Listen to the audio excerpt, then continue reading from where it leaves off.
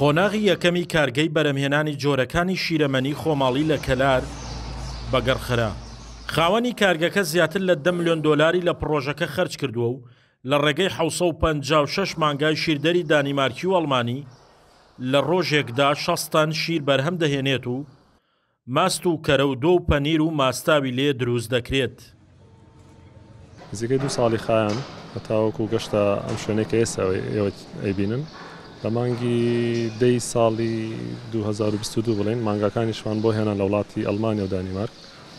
دوو جۆر مانگا لە خۆی ئەگرێ ئێستا وەکو دەستپێکی ئیشەکە کە خۆی پرۆژەکە بە 756 مانگای شیرایە بڵێن ئێستا 360 مانگامان هێناوە بە تەمەن 400 مانگاش تریش لە وڵاتی ئەمریکا هاوردە بکەین. دوو جۆرمان هێناوە ئێستا بۆی کە لەگەڵ جەوی عێراقا بتوانین ئەم جەوی کورسانی خۆمان بزانین ئەگونجێت یان ناگونجێت لە ڕووی گەرما لە ڕووی سەرما لە ڕووی کەش و هەوا لە دوو بەش پێک دێت بەشی هۆڵشتاین لەگەڵ بەشی جێرسی کە دوو سولالەی زۆر بەناوبانگن لە عالەمە یەکیان بۆ شیر و ئەوانە دوو هەمیشان بۆ چەوری و پرۆتین.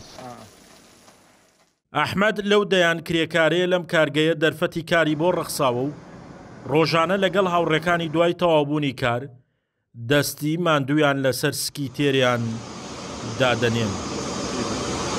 ئێمە خەڵکی کەلارین و لە پێشترا بێئیش بووین لە ماڵەوە دانیش بووین بەڵام ئێستا سوپاس بەخۆ ئەم کارگە کراوەتەوە هەلێکی کارێکی زۆری ڕەخساندووە بۆ گەنجان و ئێمە لەگەڵ هاوڕێگانمان لێرە ئیش دەکەین کاتژمێر حوتی بەیانی لێرە بین تا سەعات 5 ئێوارە. سوپاس بەخۆ ئیشەکەیشی زۆر باشە و گەنجێکی زۆریشی خستۆتە ئیشەوە.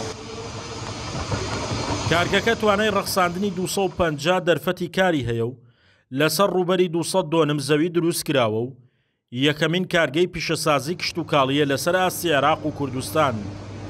نحن لدينا أكبر مشروع منتج للحليب في ئەم کارگەیە بە شێوازێکی پێشکەوتوو کار دەکات و یەکەم جارە لە عێراقدا کارگەیەکی وە پشت بە تەکنیکی نوێ بەستێت بەرهەمی تەواوی سروشتی بخاتە بازاڕەوە.